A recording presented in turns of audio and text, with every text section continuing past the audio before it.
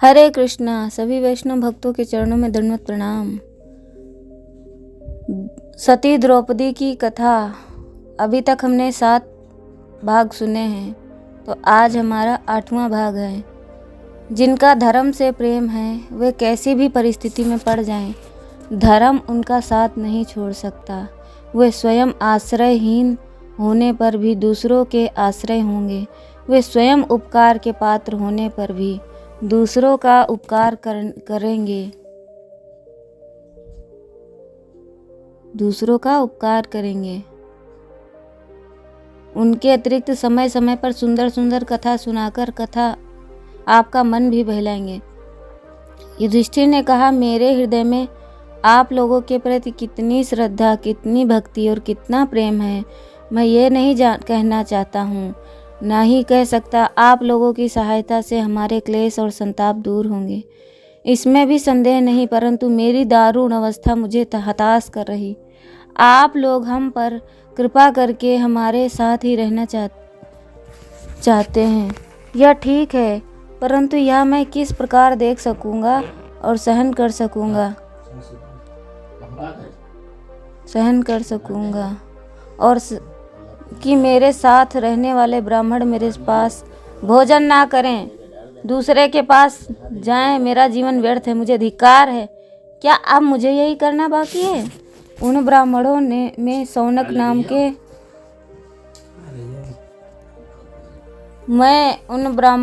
सौनक नाम के विद्वान आध्यात्म विद्या में बड़े निपुण थे। उन्होंने कहा, महाराज, संसार में जहाँ देखो वहीं भय और शोक के सैकड़ों निमित्त हैं। यदि उनसे घबराते रहें तो पैर रखने की जगह ना मिले, परंतु तत्वज्ञ लोग किसी भी परिस्थिति में कभी घबराते। सब प्रकार की परिस्थिति में संतोष ही ज्ञानी पुरुष का लक्षण है। आशा और तृष्णा का अंत नहीं। मूर्ख ही उनके चक्कर में चकराते रहते हैं।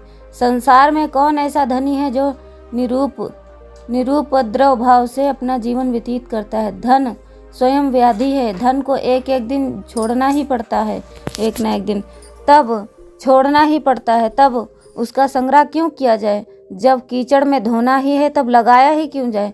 राजन, आपकी बातों से ऐसा मालूम पड़ता है कि आप धन के लिए चिंतित हैं और सोचते हैं कि यदि मेरे पास धन होता तो इन ब्राह्मणों को खिलाकर प्रसन्न होता, परंतु आपकी यह चिंता उचित नहीं है।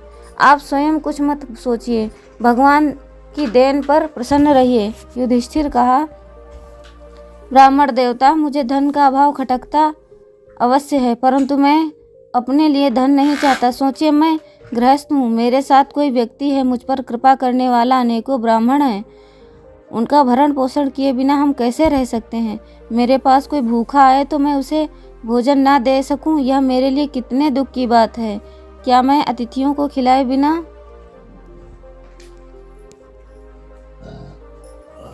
सौनक बोले, महाराज, बड़े कष्ट की बात है। जगत में उल्टी ही बात देखी पड़ती है। साधु पुरुष जिससे लज्जित होता है, दुष्ट उसी से संतुष्ट होता है। मैं आपकी परोपकार वृत्ति देख रहा हूँ। आपके कष्ट से मुझे भी कष्ट हो रहा है। आप तपस्या करके अपना मनोरथ पूर्ण कर सकते हैं। धौम्य की सम्मति से महाराज युधिष्ठिर ने सूर्य की उपासना की। आराधना करके उन्होंने सूर्य की स्तुति की। उनकी स्तुति से भगवान सूर्य प्रसन्न हुए और उनके सामने प्रकट होकर उन्होंने वरदान दिया कि तुम्हारी सब इच्छाएं पूरी होंगी। मैं तुम्हें 12 वर्ष तक अन्न देता रहूँगा। या लो तांबे का बर्तन, इस पात्र से द्रौपदी जब तक अन्न बांटती रहेगी और स्वयं भोजन नहीं कर लेगी, तब तक तुम्हारी रसोई में अन्न, फल, फूल, साग आदि की कमी नहीं रहेगी। 13 वर्ष बीतने पर तुम्हें राज्य मिलेगा। भगवान सूर्य चले गए। धर्मराज ने वह पात्र द्रौपदी को दे दिया। द्रौपदी प्रतिदिन रसोई बनाकर उसी पात्र से बांटती थी। अनेकों अतिथि ब्राह्मण भोजन करते। जैसे राज्य रहने पर धर्मराज अनेकों व्यक्तियों के आश्रय में थे, वैसे ही वन में भी रहे। अनेकों ब्राह्मण दीन दुखी उनके साथ ही साथ चलते। समय समय पर उत्सव भी होता और अतिथि ब्राह्मण निमंत्रित भी किए जाते हैं। एक और धार्मिक लोग धर्म के प्रभाव से वन में भी बड़ी उदारता और धार्मिकता के साथ जीवन व्यतीत कर रहे थे। दूसरी ओर दुष्ट कौरव अपनी दुष्टता से चूकते नहीं थे। यहाँ तक कि धृतराष्ट्र ने विदुर की कटु सम्मतियों से ऊब कर उन्हें अपने यहाँ से जाने को कह दिया और वे चले भी गए। तुरंत फिर उन्होंने विदुर को आदमी भेजकर पांडवों के पास से बुलवा लिया। एक दिन कर्ण, शकुनी और दुर्योधन यह सलाह की कि इस समय पांडव असहाय हैं, हम लोग अस्त्र शस्त्र से सुसज्जित होकर वन में चलें और उन्हें मार डालें। इसके अनुसार उन लोगों ने यात्रा भी कर दी, परंतु भगवान व्यास ने आकर उन्हें रोक दिया। छोड़ना ही पड़ता है, तब उनका संग्रह क्यों किया जाए? जब कीचड़ को धोना है तो तब क्यों लगाया जाए? और वे पाप से बचे। महर्षि मैत्रेय ने आकर दुर्योधन बहुत अच्छा समझाया कि तुम अपनी दुष्टता छोड़ो और पांडवों को उनका हक दे दो, परंतु दुर्योधन उनकी एक नहीं सुनी। मैत्रेय ऋषि ने हाथ में जल लेकर साप दे दिया कि भीमसेन की गदा से तेरी जंघा टूट जाएगी और सारे कुरुकुल का नाश हो जाएगा। भगवान श्री कृष्ण धृष्टद्युम्न आदि के चले जाने पर द्रौपदी के साथ पांडव वन में रहने लगे। वे कभी कभी एकत्र होते और परस्पर नाना प्रकार की बातें किया करते। एक दिन पांडवों की प्रियतमा, सर्वांग सुंदरी, परम पतिव्रता, बुद्धिमता द्रौपदी ने कहा, धर्मराज, दुष्टों का हृदय भी कैसा होता है। हम लोग को मृगछाला पहनाकर वन में भेजते समय दुर्योधन को क्या तनिक भी कष्ट नहीं हुआ? आपकी धार्मिकता और बड़े होने का ख्याल उसके मन में तनिक भी नहीं आया? जब मैं देखती हूँ कि आप कुशन आसन पर सोए हैं, तब मुझे आपकी रत्न जड़ित सुकोमल सैया का स्मरण हो आता है और मेरा कलेजा फटने लगता है। आपके जिस शरीर में चंदन का अंगराग लगता था, आज मैं उसे धूल से मलिन देख रही हूँ। क्या आपका शरीर वल्कल पहनने योग्य है? भीमसेन के दोनों हाथ क्रोधित सर्प की भांति कौरवों का नाश करने के लिए लपलपा रहे थे। अर्जुन आपकी इस दुअवस्था को देखकर आपके दोनों बाहुओं से सहस्त्र बाहु की अपेक्षा भी अधिक वीरता दिखाने को तैयार है। ये नकुल और सहदेव आपके लिए अपने प्राणों को हथेली पर लिए फिरते हैं। सबसे बढ़कर श्री कृष्ण आपके सहायक हैं। या आप सब होने पर भी आप क्षत्रियोचित वीरता क्यों नहीं प्रकट करते? क्या अपने भाइयों के दुख से आपको दुख नहीं होता?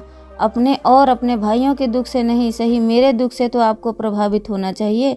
मैं महाप्रतापी राजा द्रुपद की कन्या हूँ, महात्मा पांडु पुत्र की पुत्रवधू हूँ, धृष्टद्युम्न की बहन हूँ और आप सरीखे वीर पांडवों की पतिव्रता धर्म पत्नी हूँ। मुझे इस अवस्था को देख कर क्या आपके हृदय में आग नहीं भड़कती? क्षमा को छोड़िए, शौर्य को प्रकट कीजिए। दुष्टों के नाश के लिए क्रोधित होना ही धर्म है। क्षमा का एक समय होता है और क्रोध प्रकट करने का भी एक समय होता है। ऐसे मालूम हो रहा है कि क्रोध के अवसर पर आप क्षमा प्रकट कर रहे हैं।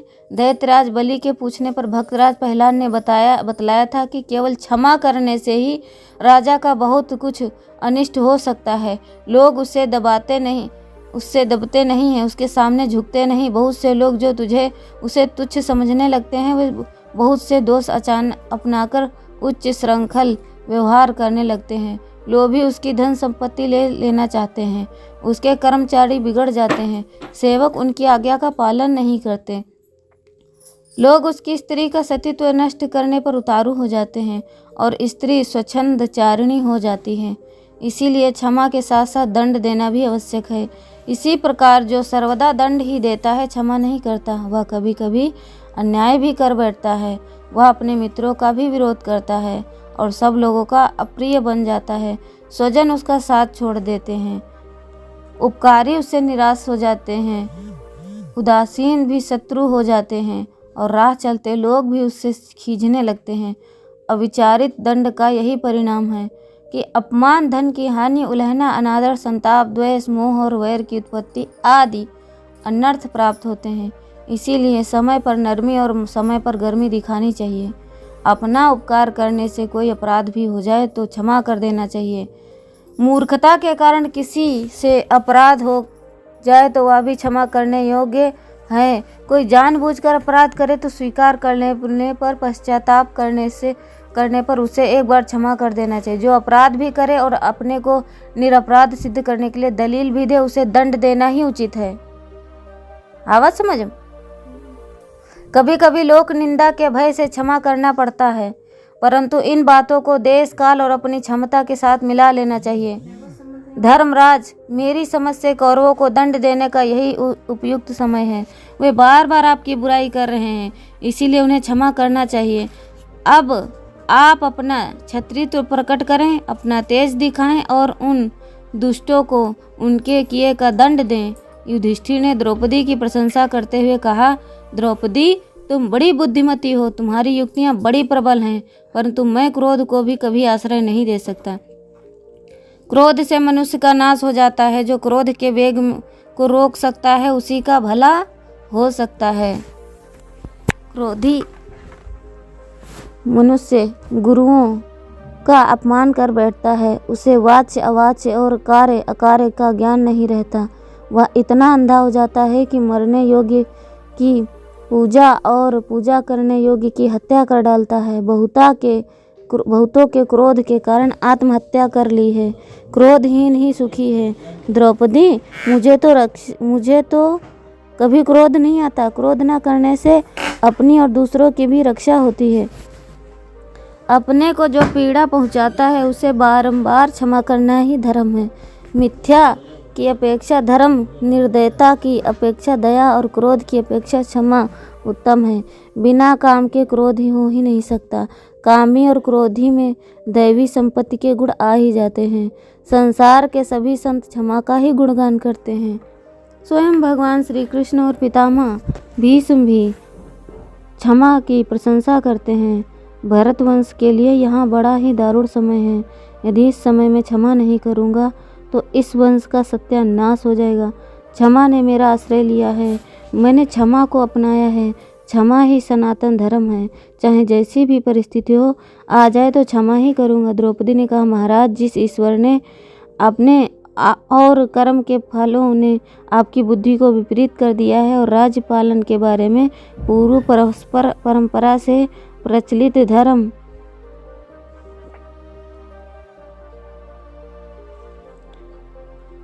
संबंध में मिथ्या पदार्थ है, जो कर्म या उद्योग नहीं करते, लोकापवाद से डरते हैं, क्षमा, दया, सरलता और आदि के नाम पर अकर्मण्यता को प्रश्रय देते हैं, वे कभी उन्नति नहीं कर सकते। आप संसार के सभी प्रकार के सुखों के अधिकारी हैं, फिर भी आपने वीर भाइयों के साथ जो दुर्दशा भोग रहे हैं, इसका कारण केवल आपकी उद्योगहीनता है। आप कभी धर्म से विचलित नहीं हुए। आपने सर्वदा धर्म को अपने प्राणों से भी प्रिय समझा है। सभी जानते हैं कि आपका राज्य और जीवन धर्म के लिए है। आप अपने भाइयों को और मुझको भी छोड़ सकते हैं, परंतु धर्म को नहीं छोड़ सकते। मैं सुना करती थी कि धर्म अपनी रक्षक की रक्षा करता है, परंतु आप तो धर्म का अनुगमन किया है। सदा सर्वस्व दान देने के लिए तैयार किन रहे। आज भी आपका समय धर्म पालन में ही व्यतीत होता है, किंतु पासे के व्यसन ने आपको विपत्ति में डाल दिया। मैं आपको इस अवस्था में देखकर बहुत ही उदास और व्यथित हो रही हूँ। महाराज, मैं भाग्यवादियों की बहुत सी बातें सुनी हैं। वे कहते हैं कि जगत के सभी प्राणी कठपुतलियाँ हैं और उन्हें नचाने वाला कोई दूसरा ही नहीं। सब नथे हुए बैलों की भांति अथवा डोरे से बंधे पक्षियों की भांति दूसरे के अधीन है। ईश्वर प्राणियों का उत्पन्न भाग्यवादियों की बात सुनी है। वे कहते हैं कि जगत के सभी प्राणी कठपुतलिए हैं और उन्हें नचाने वाला कोई दूसरा ही है। सब नथे हुए हैं बैलों की भांति अथवा डोरे से बंधे हुए पक्षियों की भांति दूसरे के अधीन हैं। ईश्वर ही सबका सबसे भला या बुरा कर्म करवाता है। वही इन सब प्राणियों को उत्पन्न और विनष्ट करता है। ये सब संसार के संयोग हैं। संयोग और वियोग उससे खिलवाड़ हैं। इससे तो ऐसा मालूम होता है जगत का माता पिता परमात्मा अपनी संतान के साथ न्याय युक्त व्यवहार नहीं करता। बड़े बड़े धार्मिक सचरित्र और शीलवान कष्ट पा रहे हैं। नीच, अनार्य और अधर्मी बड़े सुख से अपना जीवन बिता रहे हैं। दुर्योधन की विशाल संपत्ति और आपकी विपत्ति देखकर मेरे मन में स्वभाव से ही यह बात आ रही है। युधिष्ठिर ने कहा, प्रिय तुम क्या कर रही हो? तुम्हारी जैसी धर्म प्रिय देवी के मुँह से ऐसी बातें नहीं निकलनी चाहिए। तुम्हारे सुनने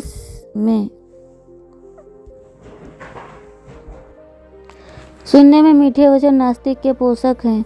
मैं कर्म फल पाने की इच्छा से कर्म नहीं करता। मैं दान के लिए दान करता हूँ, यज्ञ के लिए यज्ञ करता हूँ, अपना कर्तव्य समझकर करता हूँ। फल हो या ना हो इसकी मुझे परवाह नहीं। मैं धर्म को धोना नहीं चाहता। मैं सुख के लिए धर्म आचरण नहीं करता, बल्कि ऐसा करने वाले को तो मैं निम्न कोटि का समझता हूँ। मैं एक बार तुमसे फिर कहता हूँ कि धर्म पर कभी संदेह मत करना। धर्म के प्रभाव से क्या नहीं हो सकता। व्यास, वशिष्ठ, मैत्रेय, नारद, लोमस, सुखदेव, मार्कंडेय आदि ने धर्म के बल से क्या नहीं प्राप्त किया।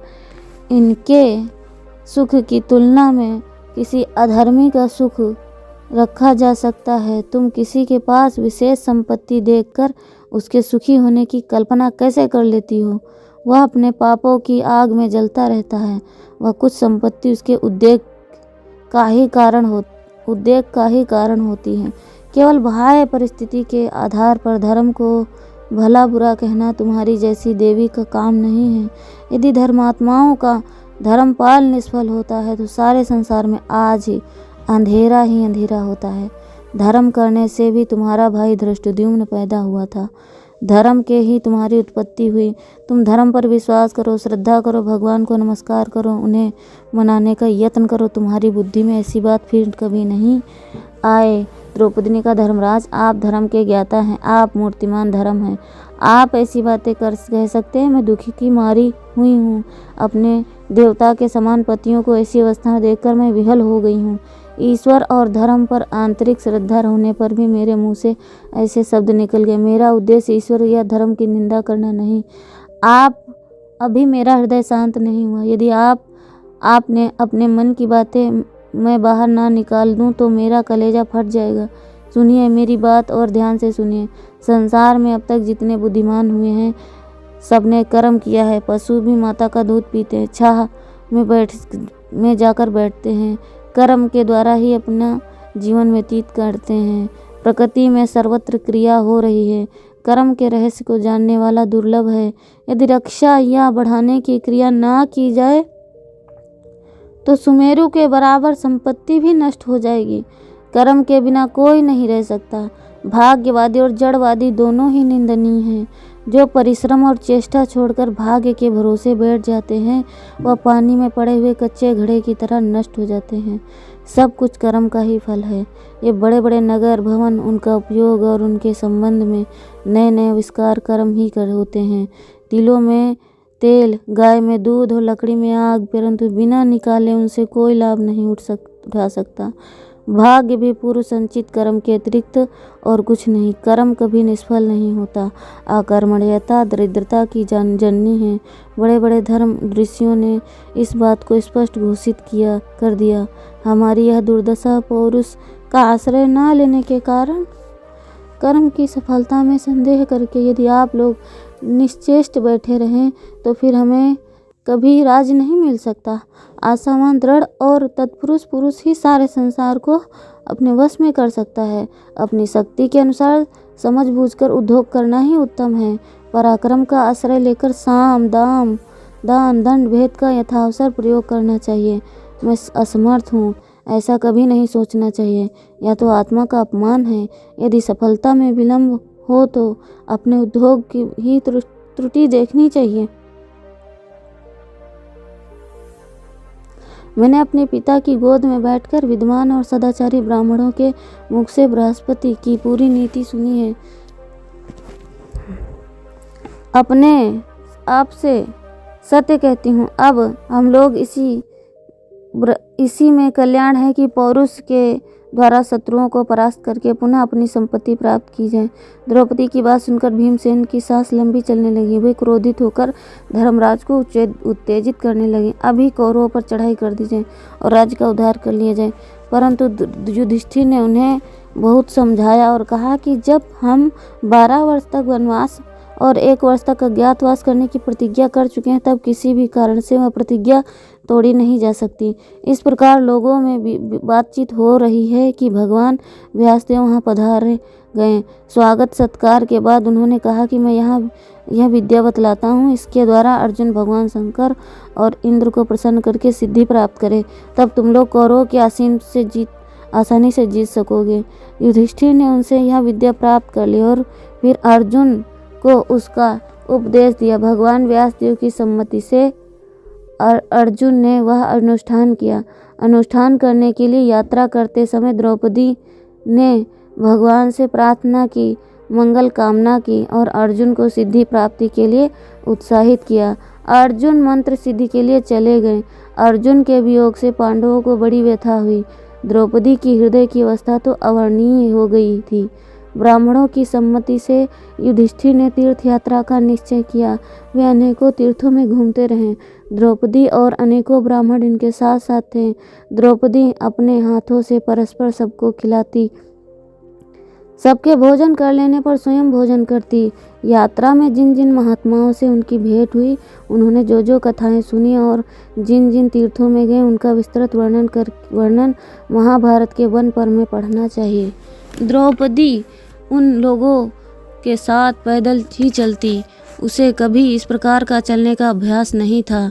कभी बड़े जोर की आंधी चलती, कभी कड़ाके की गर्मी पड़ती, मूसलाधार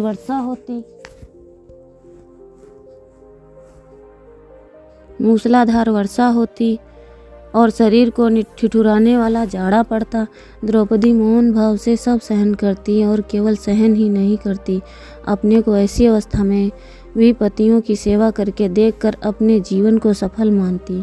एक बार जब वे लोग अर्जुन से मिलने के लिए अत्यंत उत्कंठित होकर गंधमादन पर्वत की ओर जा रहे थे, तब रास्ते में बड़े उत्पात का सामना करना पड़ा।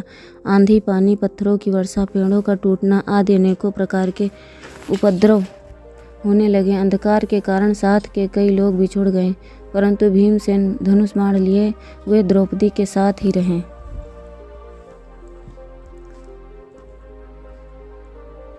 युधिष्ठिर बहुत दुखी हुए। वे सहदेव के साथ दौड़कर द्रौपदी के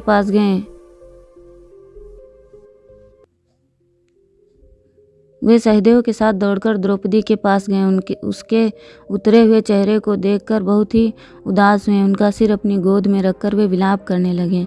वे कहने लगे, जो द्रौपदी सुसज्जित भवन में सुकोमल शैया पर शयन करती थी, वह इस समय पृथ्वी पर पड़ी हुई मेरे कारण इस अनिद्य सुंदरी का मुखमंडल मलिन हो गया, चरण शिथिल पड़ गए हैं। मैंने जुआ खेलकर बड़ा बुरा काम किया। क्या महाराज द्रुपद ने यही सोचकर हमें अपनी प्यारी कन्या दी? क्या उनके मन में कभी यह कल्पना नहीं रही होगी कि मेरी कन्या इस प्रकार वन में घूमेगी? परंतु दुख की बात है कि आज वही हो रहा है।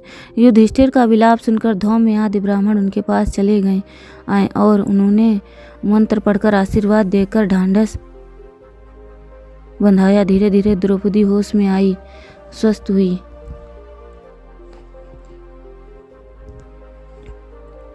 अब प्रश्न यह हुआ कि आगे कैसे चला जाए। भीमसेन ने कहा, मैं अकेला ही आपको, द्रौपदी को और नकुल सहदेव को लाद कर ले चलूँगा। यदि आप कहें तो मेरा पुत्र घटोत्कच बड़ा बलवान है। युधिष्ठिर ने आज्ञा दे दी। भीमसेन ने स्मरण करते ही घटोत्कच वहाँ आ गया। घटोत्कच के आज्ञा मांगने पर भीम ने कहा, बेटा तुम्हारी माता द्रौपदी थक गई हैं, चल नहीं सकती। तुम बलवान हो और साथ ही तुम में इच्छानुसार चलने की शक्ति है। तुम उसे लाद कर ले चलो। आकाश मार्ग से इस प्रकार धीमी चाल से चलो कि हमारा साथ न छूटे और इसे कष्ट भी न हो। घटोत्कच ने कहा, पिताश्री मैं अकेला ही द्रौपदी, धौम्य, धर्मराज, नकुल और सहदेव को ले चल सकता हूँ। इस समय तो मेरे पास और भी बहुत से आकाशचारी वीर राक्षस हैं, वे ब्राह्मणों सहित आप सबको ले चलेंगे। भीम ने स्वीकार कर लिया। घटोत्कच द्रौपदी को और अन्य राक्षस पांडवों को अपने कंधे पर लेकर आकाश मार्ग से चले। दूसरे राक्षसों ने ब्राह्मणों को अपने कंधों पर बैठा लिया। महातपस्वी लोमस अपने तपोबल के प्रभाव से सूर्य के समान सिद्ध मार्ग चलने लगे। रास्ते में अनेक वन, उपवन, पर्वत, शिखर, नदी, नाले आदि देखते हुए वे बद्रिक आश्रम पहुँचे। पहाड़ों में अनेक विचित्र धातुएं थीं, अनेकों रत्नों की खानें थीं, अनेकों जाति के पशु पक्षी घूम रहे थे, नदियाँ बह रही थी, वृक्ष फले फूले हुए थे। नर नारायण के दर्शन करके उन लोगों को बड़ा आनंद मिला। वे वहाँ कई दिनों तक सुखपूर्वक निवास करते रहे। एक दिन अचानक पूर्वोत्तर कोण की हवा ने वहाँ एक सूर्य के समान चमकता हुआ सहस्त्रदल कमल पहुँचा दिया। उस दिव्य गंध युक्त दर्शनीय पुष्प को देखकर और लेकर द्रौपदी बहुत प्रसन्न हुई। उसने भीमसेन को दिखाकर कहा,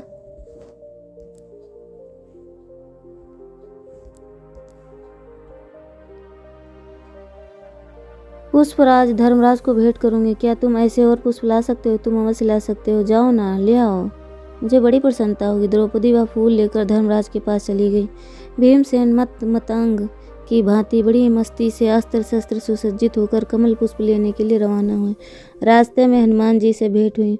उन्होंने युद्ध में सहायता करने का वचन दिया। बहुत से दैत्य दानवों का संहार करके भीमसेन और उस सुगंधी वन में पहुँचे।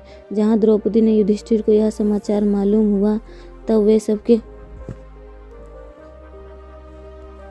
अपना उपकार करने वाले से कोई अपराध भी हो जाए तो क्षमा कर देना चाहिए। मूर्खता के कारण किसी से अपराध हो जाए तो वह भी क्षमा करने योग्य है।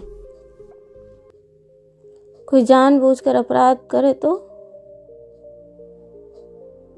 स्वीकार करने पर, पश्चाताप करने पर उसे भी एक बार क्षमा कर देना चाहिए।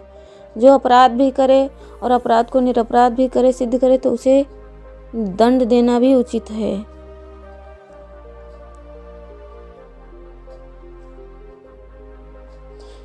द्रौपदी की बात सुनकर भीम ने लंबी सांस ली।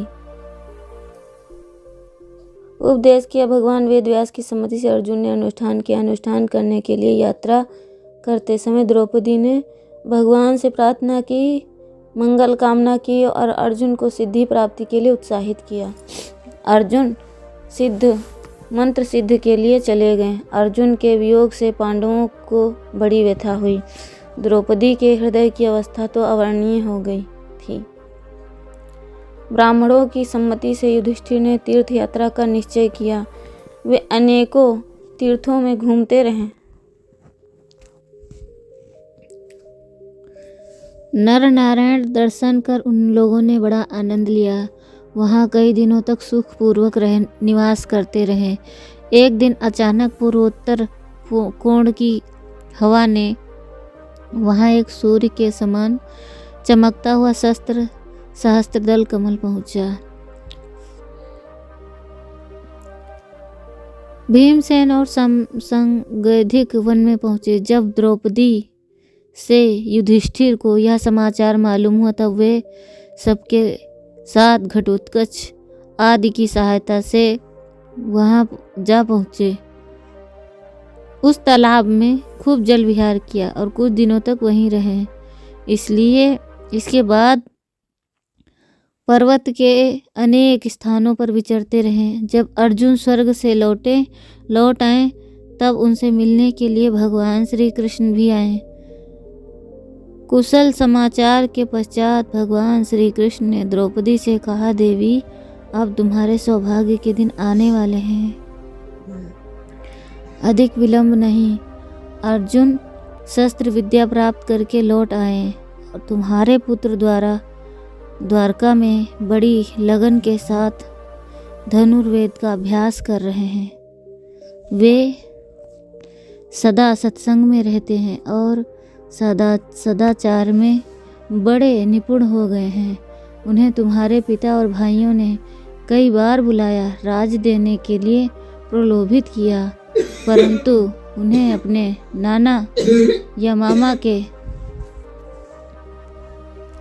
कृष्ण ने कहा। श्री कृष्ण ने द्रौपदी से कहा, देवी, अब तुम्हारे सौभाग्य के दिन आने में अधिक विलंब नहीं है। अर्जुन शस्त्र विद्या प्राप्त करके लौट आए हैं। तुम्हारे पुत्र द्वारका में बड़ी लगन के साथ धनुर्विद्या का अभ्यास कर रहे हैं। वे सदा सत्संग रहते हैं और सदाचार में बड़े निपुण हो गए हैं। उन्हें तुम्हारे पिता और भाइयों ने कई बार बुलाया, राज्य देने के लिए प्रलोभित किया, परंतु उन्हें अपने नाना या मामा के पास जाना चाहते थे। तुम्हारे नाना या मामा के पास रहना अच्छा नहीं लगता। वे द्वारका में छोड़कर स्वर्ग में भी नहीं जाना चाहते। युद्ध विद्या से उनके विशेष प्रेम है। जैसे आर्या, कुंती या तुम उन्हें सच्चरित्रता सिखाती, उनका लालन पालन करती, वैसे ही द्वारिका में बहन सुभद्रा उनकी देख रेख करती है। प्रद्युम्न जैसे अपने पुत्रों को शिक्षा देते हैं, वैसे ही अभिमन्यु और तुम्हारे पुत्रों को भी देते हैं।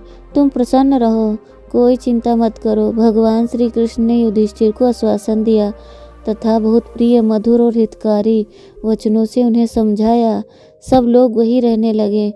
मार्कंडेय ऋषि ने बहुत दिन तक वहाँ रहकर नाना प्रकार के इतिहास सुनाए, धर्म, अर्थ, काम और मोक्ष के उपदेश दिए।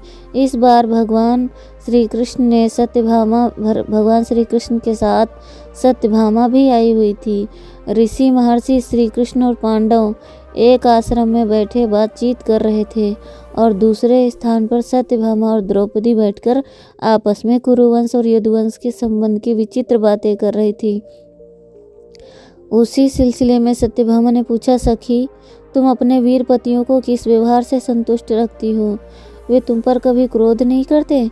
तुम्हारा मुंह ताका करते हैं, उनमें कभी ईर्ष्या भाव नहीं देखा जाता। वे सब के सब तुम्हारे वश में रहते हैं। क्या इसके लिए तुम कोई व्रत, तप या जप किया? किसी मंत्र, दवा, अंजन या जड़ी बूटी आदि का सहारा लिया? तुम मुझे भी ऐसा उपाय बताओ कि जिसे मैं अपने पति को वश में कर सकूं। भाग्यशालिनी द्रौपदी ने कहा, बहन, तुम क्या पूछ रही हो? तुम ये क्या पूछ रही हो? क्या अभी पतिव्रता स्त्री अपने पति को वश में करना चाहती है? पतिव्रता तो सर्वदा अपने पति के वश में रहती है और रहना चाहती है। यह तो स्त्रियों के अच्छेपन का सूचक है कि वे अपने पति को वश में करना चाहते हैं। चाहे तुम बुद्धिमती हो, श्री कृष्ण की प्यारी हो, तुम्हारे मुंह से ऐसे प्रश्न शोभा नहीं देते। देखो बहन, तुम्हें मैं एक बड़े रहस्य की बात बताती हूँ। जब पति को यह मालूम होता है कि मेरी पत्नी मेरी स्त्री यंत्र मंत्र के द्वारा मुझे वश में करना चाहती है, तब वह उससे घबराने लगता है और धीरे धीरे घर में सांप रहने से चिंतित रहते हैं, वैसे ही चिंतित हो जाता है। जब पति चिंतित हो गया, तब घर वालों को शांति और सुख कैसे मिल सकती है? इसीलिए मंत्र तंत्र, ये पति को वश करने की चेष्टा बहुत ही बुरी है। उससे पति तो वश में होता है, बुराई पैदा होती है। कभी कभी ऐसा भी होता है कि पति को वश में करने के लिए भूल से भी ऐसी दवा खिला दी जाती है जिससे पति सर्वदा के लिए बीमार हो जाते हैं या मर जाता है। ऐसी स्त्रियों से धूर्त शत्रु भी लाभ उठाते हैं। खाने के लिए या शरीर में लगाने के लिए ऐसे चूर्ण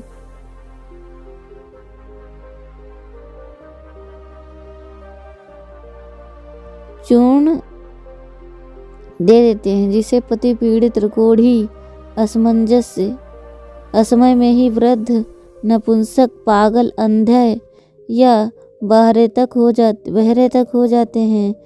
इसीलिए पति को वश में करने के लिए ऐसी चेष्टा कदापि नहीं करनी चाहिए। बहन, पति को प्रसन्न रखना और उनके वश में हो जाना ही उन्हें अपने वश में करने का सच्चा उपाय है। मैं अहंकार, काम वासना, क्रोध आदि दुष्ट भाव से बचकर पतिव्रता के साथ पांडवों की और उनकी अन्य स्त्रियों की सेवा करती हूँ। मेरे मन में कभी ईर्ष्या नहीं होती। मन को सदा उनके अनुकूल रखती हूँ। वाणी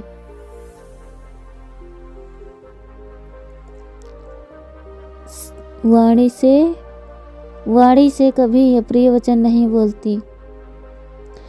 शरीर से सेवा करती हूँ, उनका मन रखती हूँ और कभी उन पर संदेह नहीं करती।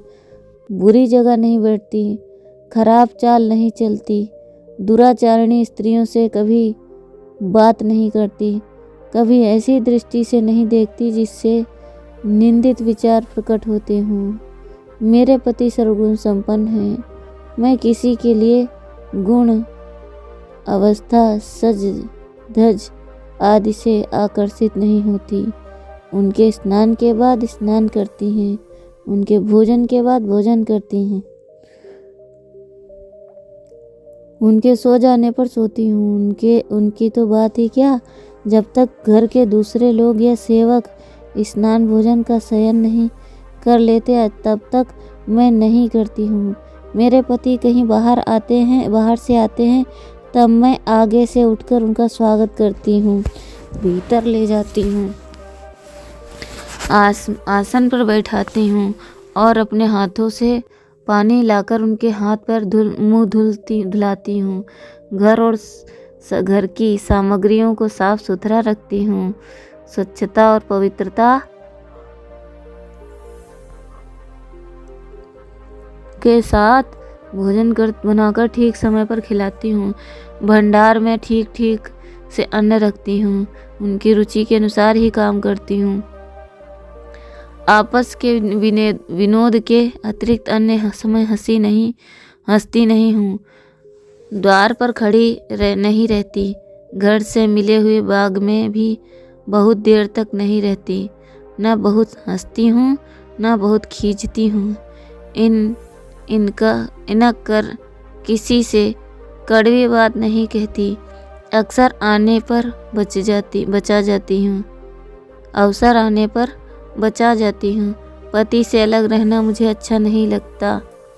पति के परदेश जाने में पर मैं फूल, माला, सुगंध आदि से अपने को सजाती ही नहीं। मेरे पति जिस वस्तु को पसंद नहीं करते उसे मैं भी पसंद नहीं करती। उनकी बात मानती हूँ। उनका जैसे हित हो वह जैसे प्रसन्न हो वही मेरा व्रत है। जब मैं उनके पास जाती हूँ तब पवित्र होकर सुंदर वस्त्र, आभूषण, सुगंधित वस्तु धारण करके ही जाती हूँ। मेरी सास ने अपने कुटुंबियों के साथ जैसा व्यवहार करना मुझे सिखाया है वैसे ही करती हूँ। भिक्षा देना, देव पूजा करना, श्राद्ध और पर्व के दिन अच्छे भोजन बनाना, माननीय पुरुषों की पूजा और सत्कार करना तथा दूसरे जो मेरे कर्तव्य मुझे ज्ञात हैं उनका दिन रात सावधानी से पालन किया करती हूँ। विनय के भाव को कभी नहीं छोड़ती। पति ही स्त्रियों का देवता है और एकमात्र गति। भला कौन पतिव्रता अपने पति का प्रिय करना चाहेगी। मैं उन्हें दृष्टि से हीन नहीं देखती। उनसे अच्छा भोजन नहीं करती। उनसे चढ़ कर कपड़े और गहने नहीं पहनती। अपने सास की निंदा कभी नहीं करती। उनकी सेवा करती हूँ। जो काम करती हूँ बड़ी लगन से करती हूँ। जिसको वश में करने से बिना शर्त के उसके वश में हो जाना उसे वश में करने का सच्चा उपाय है। इतना वश में हो जाना चाहिए कि वश में करने की याद ही न रहे। बहन आर्या कुंती को मैं अपने हाथों से परोसकर भोजन कराती हूँ। उनकी सब तरह से सेवा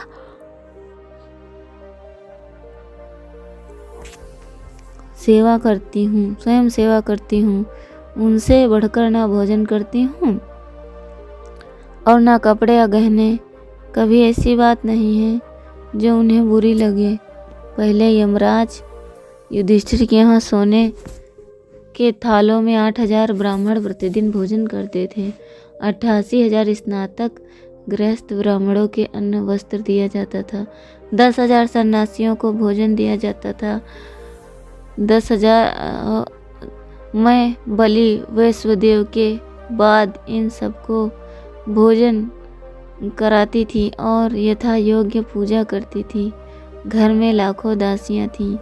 मुझे उनके नाम, रूप, खाने पहनने का हाल सब कुछ मालूम था।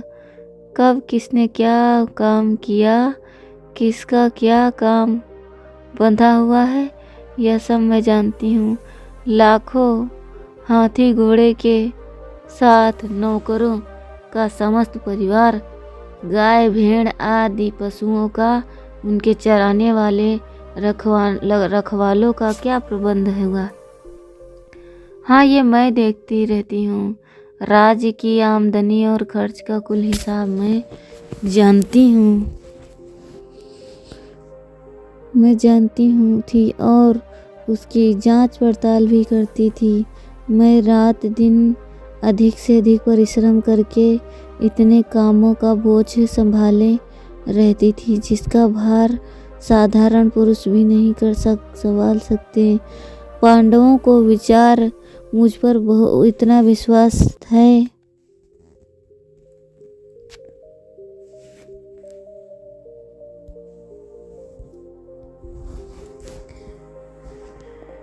उद्वेग तो कभी मुझे हुआ ही नहीं। मैं हमेशा पतियों के उठने से पहले उठ जाती और सोने के बाद सोती।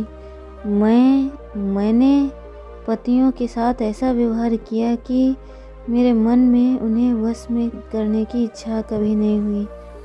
मैं उनके वश में रहना चाहती हूँ। वे मुझसे प्रसन्न हैं। अब मेरे लिए बड़े सौभाग्य की बात है। इसी में मैं अपने जीवन की सार्थकता समझती हूँ। सत्यभामा ने कहा, बहन, मेरे मन में मंत्र यंत्र करने की कोई बात नहीं थी। मेरे प्रियतम श्री कृष्ण मुझसे यूं ही बड़ा प्रेम करते हैं। तुम इसके लिए दुख मत करो। मैं तुम्हारी सखी हूँ, इसीलिए विनोद के रूप में मैंने यह बात कही है। मेरे दुख का कारण बनी, इसीलिए मुझे क्षमा करो। द्रौपदी ने कहा, बहन सुनो, मैं तुम्हें पति को वश में करने का सच्चा उपाय बताती हूँ। यह उपाय सर्वथा निर्दोष है। यदि तुम इसका आचरण कर सकोगी तो अपने पति को सौतों से छीन सकोगी। स्त्री के लिए पति के समान कोई देवता नहीं। पति की प्रसन्नता से स्त्री के साथ मनोरथ पूरे होते हैं। पति के क्रोध से उसकी सब कामनाएं निष्फल हो जाती हैं। पति के प्रसाद से ही स्त्रियों को लौकिक, पारलौकिक और पारमार्थिक आनंद प्राप्त होता है। श्री कृष्ण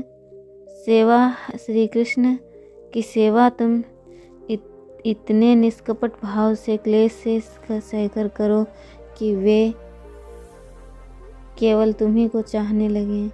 वे जान जाएं कि तुम उन्हें सच्चे हृदय से प्रेम करती हो। जब वे दरवाजे पर आए तब तुम उनका स्वागत करने के लिए आंगन में खड़ी हो जाया करो।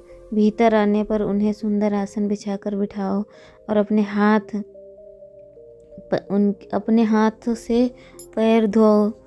वे दासी से कोई काम करने को कहें तो तुम स्वयं कर दो। यदि श्री कृष्ण तुमसे कोई बात कहें और वह छिपाने के योग्य ना हो तो तुम उसे दूसरे से मत कहो, क्योंकि जब वह बात दूसरे के द्वारा उनके कान में पहुँचेगी तब वे सोच सकते हैं कि मेरी स्त्री किसी बात को गुप्त नहीं रख सकती। जो तुम्हारे पति के मित्र हों, हित चिंतक हों, उन्हें अच्छी अच्छी चीज़ें खिलाओ, उनका सत्कार करो। उनके विरोधियों को अपने पास मत फटकने दो। पर पुरुष के आगे तुम्हारी मस्ती ना प्रकट हो। पुरुषों के आगे ना बहुत बोलो और ना तो अपने हृदय के भाव ही प्रकट होने दो। लज्जा और संकोच के साथ रहो। जो तुम्हारे पुत्र हैं प्रद्युम्न और सांब आदि, उनके साथ में एकांत में मत बैठो। क्रोध करने वाली, शराब पीने वाली, अधिक खाने वाली, कर्कशा, चोर, दुष्ट और चंचल स्त्रियों को के संग कभी मत करो। अच्छे वंश की पाप से डराने वाली पतिव्रता स्त्रियों से मित्रता मत करो। उनके पास बैठो उठो। अपने पति जैसे प्रसन्न हो वैसी चेष्टा करो। स्त्रियों के लिए यही सच्चा उपदेश है। जो स्त्री इसका अनुकरण करती है वह सब प्रकार से सुख सौभाग्य की अधिकारिणी होती है। इस प्रकार समय समय पर दोनों में बातें होती रहीं। भगवान श्री कृष्ण ने बहुत दिनों तक रहने के बाद वहाँ से प्रस्थान करने का विचार किया। सत्यभामा ने द्रौपदी को बहुत कुछ आश्वासन दिया और बतलाया कि वह दिन दूर नहीं कि जब तुम्हारे सारे शत्रु मारे जाएंगे। उसके पुत्रों का कुशल समाचार भी बताया और कहा कि शीघ्र ही वे सारे पृथ्वी के वीरों में पूजनीय होंगे। सबको समझा बुझाकर सत्यभामा और श्री कृष्ण वहाँ से रवाना हुए। हरे कृष्णा कृष्णा कृष्णा हरे हरे, हरे रामा राम राम हरे हरे। जगत गुरु श्रील प्रभुपाद की जय। अनंत कोटि वैष्णव भक्त वृंद की जय।